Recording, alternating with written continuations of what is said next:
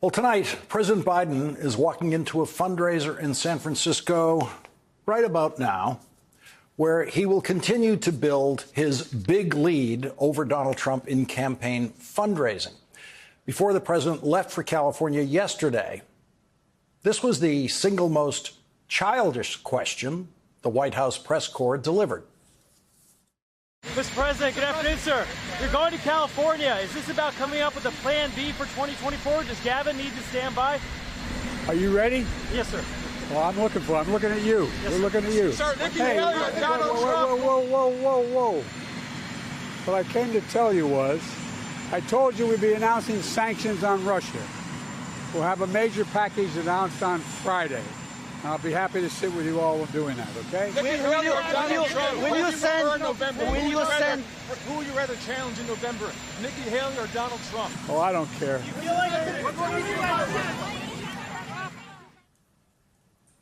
And they don't care. They don't care that Joe Biden just described the serious work that he is doing in the Oval Office behind closed doors, developing a new package of sanctions against Russia for Vladimir Putin's assassination of Putin's political opponent, Alexei Navalny. They don't care. They are horse race reporters, and the horse race is the presidential campaign. And so you can rely on them to waste an opportunity to talk to the president of the United States about the actual work that he does, and instead come up with wise guy questions like, does Gavin need to stand by? That's a reference, of course, to California Governor Gavin Newsom, who could not be more strongly supporting Joe Biden's reelection campaign. Those reporters and much of the pundit class and recreational commentators on presidential campaigns, whose voices are heard on a variety of non-political shows and podcasts, don't understand where we are in the presidential campaign. The short answer to where we are in the presidential campaign is that we are in the fourth quarter of the presidential campaign. The truth is that presidential campaigns are 4 years long. The news media doesn't begin covering them until the third year of the campaign. We're now in the fourth year of the campaign. When Donald Trump was inaugurated as the President of the United States on January 20th, 2017, the other thing he did that very day was file his candidacy papers for re-election. So if you think of a presidential campaign as a long plane flight over, say, the Atlantic Ocean, the plane is now somewhere over the North Atlantic approaching Ireland. It's not the time for someone to decide that the pilot who has flown this plane before successfully should be pulled out of the cockpit because he's too old, and some passenger named Gavin, who has never flown one of these planes, should take over. Gavin Newsom has never been a presidential candidate in a presidential campaign. He has no idea what it's like, but he understands enough about presidential campaigns and how they work to know that it is way too late for the Democrats to change candidates. Bob Costas, the brilliant sports analyst, said recently that Joe Biden should drop out of the race. And he added that he has been saying that for 4 years. 4 years ago was the time to say it. 3 years ago was the time to say it. But it has been too late for a long time. And if Joe Biden announced 2 or 3 years ago that he wasn't going to run for re-election, he would have been the most pathetic lame duck president you've ever seen, who would not have accomplished anything, nothing, as president, because Congress could have and would have completely ignored him. Everyone who says Joe Biden should drop out, and for the purposes of this discussion, I am only referring to the people who want the Democrats to win. Every one of those people who say Joe Biden should drop out must now say exactly who the nominee should be, and none of them do. None of them say that. Some of them suggest a long string of names of possibilities. That list always includes Gavin Newsom, and so you would think that in their articles and their comments on podcasts and TV, they would show you all of those polls where Gavin Newsom polls better than Joe Biden against Donald Trump. There must be so many of those polls, but there aren't any. The most recent poll substituting other Democratic names for Biden against Donald Trump included only Vice President Kamala Harris and Gavin Newsom. It's an Emerson poll that is now 10 days old. Donald Trump was polling at 45 against Joe Biden at 44. Substituting Kamala Harris as the candidate produced a result of Donald Trump polling at 46 against Vice President Harris at 43. And substituting Gavin Newsom's name produced an even worse result, with Trump polling at 46 and Gavin Newsom polling at 36. 36. Gavin Newsom might not know how to run a presidential campaign, but he knows how to read polls. You would think, with the way the media obsessed over every poll it can find, that they would have noticed these polls. And how does today's poll from Quinnipiac fit in the dump Biden strategy? A national poll by Quinnipiac shows Joe Biden at 49 and Donald Trump at 45. Now, I mentioned the polls not because I have great faith in polls at this stage of the campaign, but just to point out the challenge you have if you want to argue that the Democratic nominee for president should not be Joe Biden. There is no substitute candidate who polls better than Joe Biden.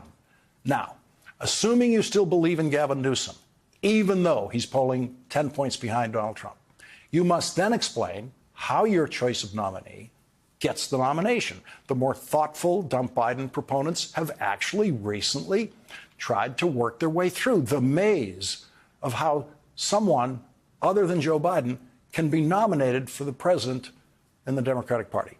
They all rely on Joe Biden, first of all, releasing all of his delegates at the convention on Monday, August 19th. And they all assume that the delegates who have showed up for the convention, at least 90% of whom will be Biden delegates, maybe more, will then easily agree on Gavin Newsom.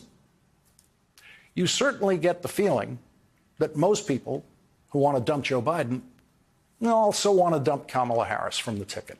They don't seem to fear what would happen among a key voting demographic who delivered the presidency to Joe Biden and the vice presidency to Kamala Harris: black women voters. One thoughtful essay about this process reminded us that this is the way Abraham Lincoln was chosen at the Republican convention in 1860. It took 3 long ballots to nominate Abraham Lincoln. You can expect the balloting at the Democratic convention in August to take at least 3 ballots, maybe more. And you can imagine what the press would say about the Democrats struggling to nominate a candidate and how much disarray they would figure into their reporting. You can hope that it's not a rerun of the 1924 Democratic Convention in New York City, when it took 103 ballots to nominate John Davis, who went on to lose to Calvin Coolidge. That Democratic Convention lasted from June 24th to July 9th. 2 weeks to get a nominee who would lose. The last time the Democrats nominated a presidential candidate that way, he lost to Republican Richard Nixon. This is what that convention looked like in 1968 in Chicago, where there was violence in that convention hall and days of violence outside the convention hall, which was later described as a riot by the Chicago police against peaceful protesters by a commission that investigated the riots at the 1968 Democratic Convention, which ended up nominating Vice President Hubert Humphrey, who then went on to lose, because that's what happens after violent conventions like that. The Democratic Convention in Chicago is in Chicago again this year. And as it happens, the magic number of delegates for winning the presidential nomination is 1968. 1,968. There are going to be protesters. There always are. Usually they are not violent. This year there will definitely be protesters supporting Israel, and there will definitely be protesters supporting Palestinians. The television cameras will be trained on those protesters more than on delegates. The longer the convention goes on, trying to find a nominee, the messier it could get in Chicago. The modern, orderly convention that is really our television shows produced by the party last 4 days, Monday, Tuesday, Wednesday, Thursday. And Thursday night in prime time is always the triumphant speech by the nominee. But at a contested convention, we have no idea what Thursday night might bring. Politically, throwing the nomination open in a contested convention is a step into the unknown. One thoughtful essay that has worked through this scenario suggests it would be very exciting TV for the first time at a political convention. That means for the first time since 1968, when you could watch the rioting live on TV during the convention, sometimes in split screens that showed the protesters being beaten in the streets by the Chicago police while the Chicago political machine's henchmen were beating up reporters in the convention hall. Exciting is one word you could use for that kind of TV. It was also horrifying. The Republican nominee for president, Richard Nixon, was watching the Democratic convention on TV, and that is when he knew he was going to win in November. I mentioned that Joe Biden's at a fundraiser tonight where he is crushing Donald Trump in the fundraising competition. The latest campaign finance reports show that the Biden-Harris reelection campaign has $56 million on hand at the end of January, while the Trump campaign had only $30 million on hand. President Biden's also raising money with and for the Democratic National Committee, which has $24 million on hand at the end of January. The Republican National Committee has $8 million at the end of January. In the month of January alone, the Trump campaign raised $8.8 million and spent $11.4 million. Donald Trump has spent a total of $50 million on lawyers during the campaign and will spend much more. Other PACs and fundraising committees supporting the Biden-Harris ticket had a combined $117 million at the beginning of this year. And here's the part right here. Here's the part of the story that no one who has said Joe Biden should drop out or has written that Joe Biden should drop out has ever mentioned. That every other Democrat whose name shows up in these articles as a substitute for Joe Biden, as the Democratic nominee, has raised exactly zero money for a presidential campaign. No one has told you about the money. That means none of them have thought for a second about the money. Every serious observer of presidential campaigns is supposed to know how important campaign money is, and not one of these people who are telling you it's time to get rid of Joe Biden seem to have given a thought to the money. So here's what they haven't told you or simply do not know. Not one penny Gavin Newsom has in his campaign treasury in California is usable in a presidential campaign. Money raised for statewide elections of governors in California and other states is raised under different laws than the laws governing federal campaign money. So Gavin Newsom has zero to spend on a presidential campaign as of tonight, and Gavin Newsom knows that. And Gavin Newsom, if he can get the nomination, would then leave the convention with no ability to even fly his way home. So let me say that number again, zero.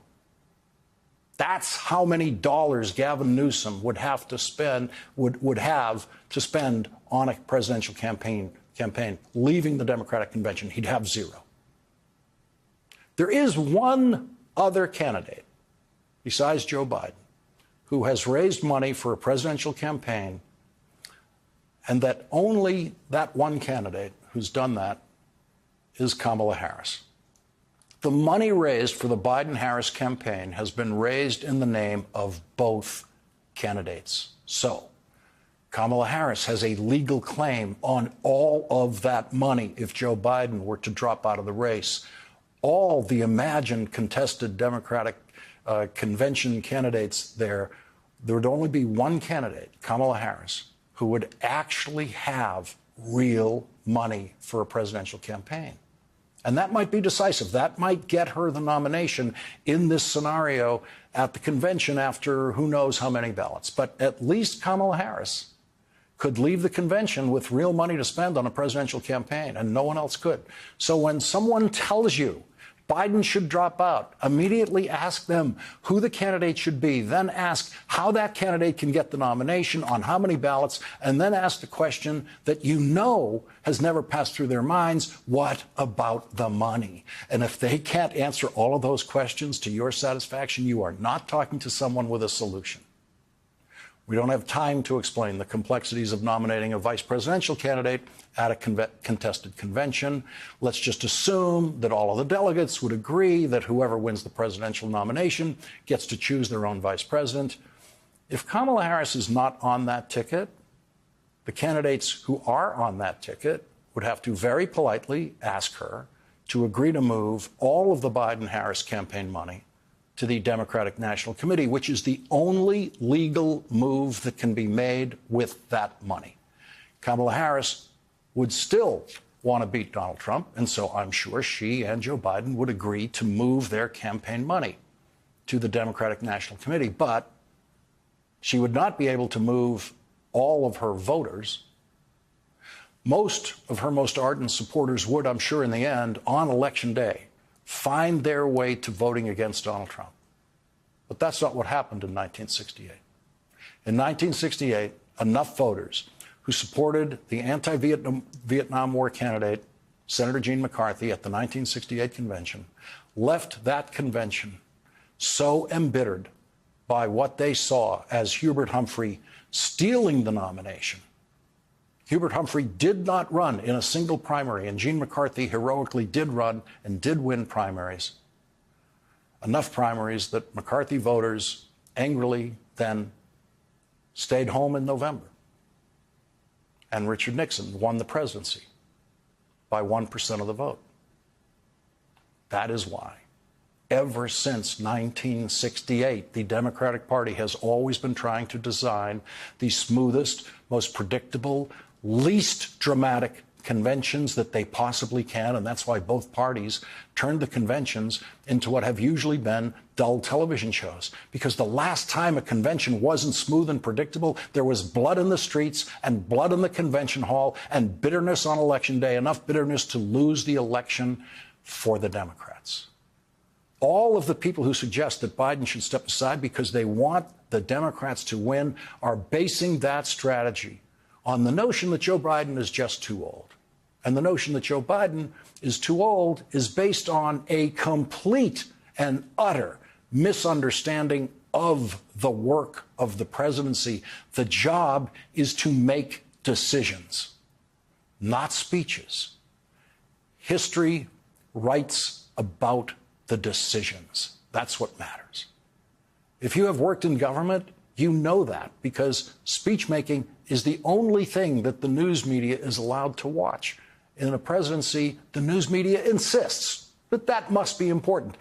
It's just like the Super Bowl. You can remember what Patrick Mahomes did on the field, but you can't remember a word of his speech. And that's for very good reason. The job is on the field.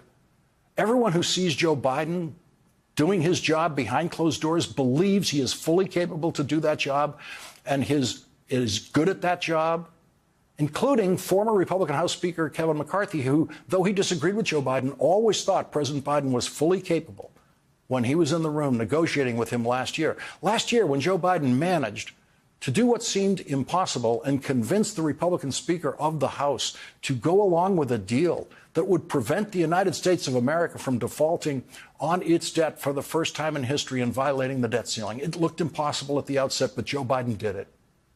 Jon Stewart asked a question recently that makes sense in the age of the ubiquitous camera. We all have one in our pocket. He asked, did anyone film that? And he was referring to all of those reports that are out there from people who have been in private meetings and negotiations with President Biden and have seen him perform flawlessly. Did anyone film that? That's the problem with the presidency. We only film the parts that don't matter. We are not allowed to film the real job.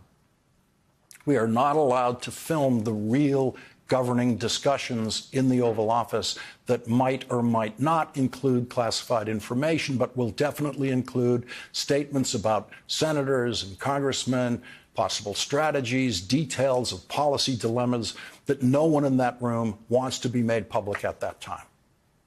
Every meeting I was in the Oval Office when I worked in the Senate involved legislative strategies that we did not want made public and would have failed if they were made public. I was never once in a meeting in the Oval Office or the Cabinet Room or in the Senate Majority Leader's office or the Speaker's office or anywhere where real governing occurred with the door closed where cameras could possibly be allowed. Not for 1 minute. The thing to know about cameras in government is if the camera is rolling, nothing really important is happening. What you're watching is the theater. The governing will not be televised. And by the governing, I mean the very moments when the president makes a decision. I was in the Oval Office where I saw President Bill Clinton make a presidential decision on extremely high-stakes, high-pressure tax legislation that ultimately passed by 1 vote. And that decision involved the president having to change his very public position on a very important piece of the legislation.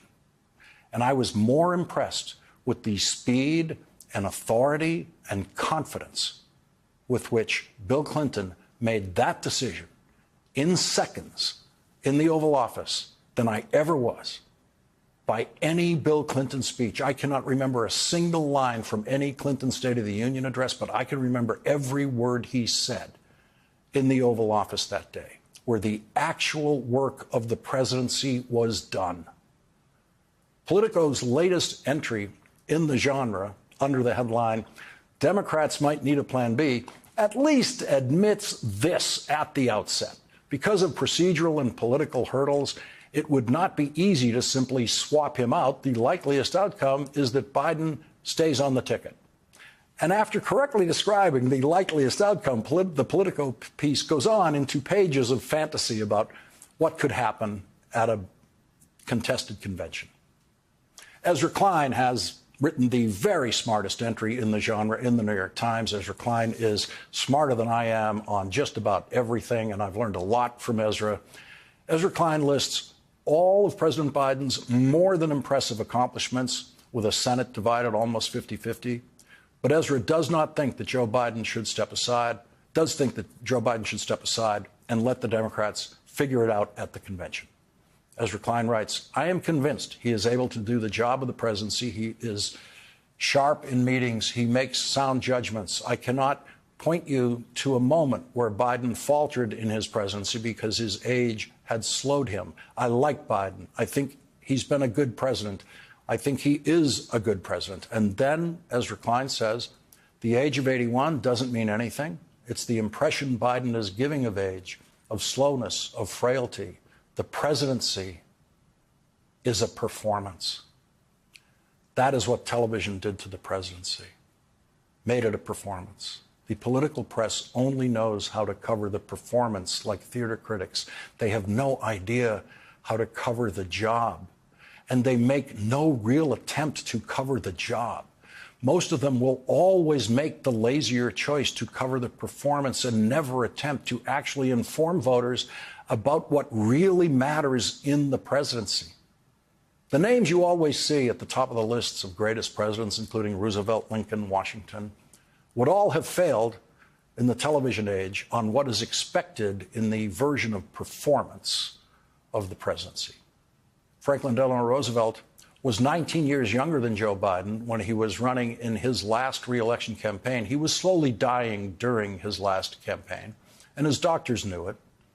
And in fact, he died just over 2 months after his inauguration in 1945.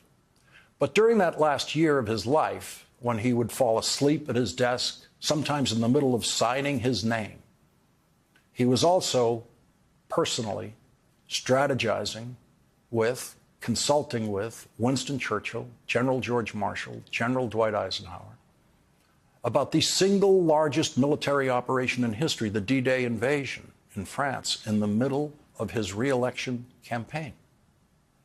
President Roosevelt had overruled the generals at various stages of World War II prior to that. And as history shows, he chose a better course than they recommended when he was overruling them. They urged a D-Day invasion 2 years before the American military was actually capable and ready to do it.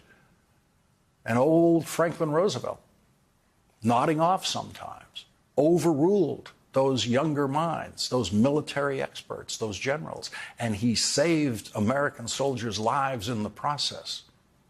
Franklin Roosevelt was secretly managing the development of an atomic bomb in what they thought was a race with Nazi Germany to develop an atomic bomb. It was FDR who built the flawless structure of secrecy around the work Robert Oppenheimer was leading at Los Alamos to develop the most powerful weapon in history. Franklin Roosevelt was designing the United Nations for the post-war period, calling it the United Nations, deciding which countries would be members of the Security Council, which countries should have veto power. He was calculating every day how to deal with the Soviet Union's dictator Joseph Stalin as an ally then in combat against Nazi Germany, and how he would have to deal with Stalin as a potential adversary after World War II. Nuclear weapons, the Soviet Union, the creation of social security system, which Franklin Roosevelt had done 10 years earlier, were all issues far more complex than every issue that passed through George Washington's mind or Abraham Lincoln's mind in the presidency. Franklin Roosevelt was making decisions about those issues, sometimes in bed, sometimes when he was nodding off, always in his wheelchair when he was out of bed, sometimes after long naps, sometimes when just speaking itself took every bit of strength he had. And whenever President Roosevelt had to be awakened in the middle of the night with the latest battle news in World War II, even as his physical energy was seeping out of him, he was always ready. He was always ready to do his job in the middle of the night, in the middle of the day. He was always ready to make the next decision. And no, we don't have any film of that.